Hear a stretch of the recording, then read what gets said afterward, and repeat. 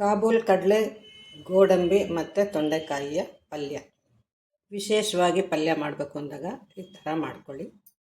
ಪೂರ್ಣ ಶ್ರೀ ಸೃಷ್ಟಿಗೆ ಸ್ವಾಗತ. ತೊಂಡೆಕಾಯಿನ ಯಾವಾಗಲೂ ಹೆಚ್ಚಿದ ಮೇಲೆ ತೊಳೆದ್ರೆ ಅದರಲ್ಲಿರೋ ಒಂಥರ ಅಂಟಿನಂಶನೂ ಹೋಗುತ್ತೆ ಮತ್ತು ಬೆಂದಾಗ ತರಕಾರಿನೂ ಚೆನ್ನಾಗೇ ಇರುತ್ತೆ. ಹಾಗಂತ ಮೊದಲು ತೊಳೆದೇ ಇರೋದು ಬೇಡ. ತೊಂಡೆಕಾಯಿಗೆ ತುಂಬ ಗಲೀಜು ಮೆತ್ಕೊಂಡಿರುತ್ತೆ.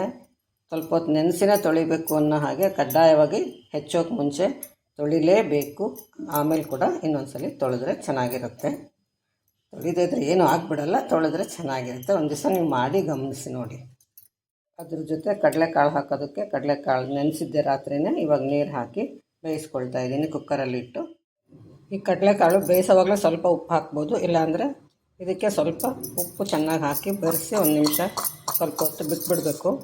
ಈಗ ಚೆನ್ನಾಗಿ ಬೆರೆಸಿ ಆವಾಗ ಸ್ವಲ್ಪ ಹೀರ್ಕೊಳ್ಳುತ್ತೆ ನೋಡಿ. ತೊಂಡೆಕಾಯಿ ಹೆಚ್ಚಿದ ಮೇಲೆ ಆ ಥರ ತೊಳೆದ್ರೆ ಈ ಥರ ಉದುರುದ್ರಾಗಿ ಬರುತ್ತೆ, ಇಲ್ಲದಿದ್ರೆ ಒಂಥರ ಮೆತ್ಕೊಳ್ಳುತ್ತೆ.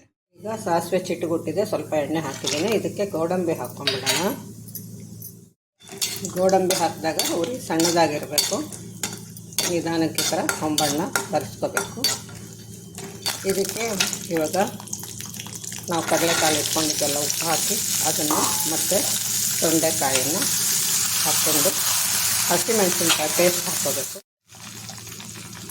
ಇದನ್ನು ಹಾಕ್ಕೊಂಡು ಚೆನ್ನಾಗಿ ಕಲಿಸ್ಕೋಬೇಕು. ಈಗ ತೆಂಗಿನ ತುರಿ ಹಾಕ್ಕೊಂಡಿದ್ದೀನಿ. ಉಪ್ಪು ಹಸಿಮೆಣಸಿನ್ಕಾಯಿ ಪೇಸ್ಟಲ್ಲೂ ಇಟ್ಟು ಕಡಲೆಕಾಳಿಗೆ ಹಾಕ್ಕೊಂಡಿದ್ವಿ, ಅದರಿಂದ ಬೇಕಿದ್ರೆ ನೋಡಿ ಹಾಕ್ಕೋಬಹುದು. ತೆಂಗಿನ ತುರಿ ಅವರವರ ಇಷ್ಟದ ಪ್ರಕಾರ ಹಾಕ್ಕೋಬಹುದು. ಈ ಕಾಂಬಿನೇಷನಲ್ಲಿ ಒಂದ್ಸಲಿ ಮಾಡಿ ನೋಡಿ, ಪಲ್ಯ ತುಂಬ ಇಷ್ಟಪಡ್ತೀರ.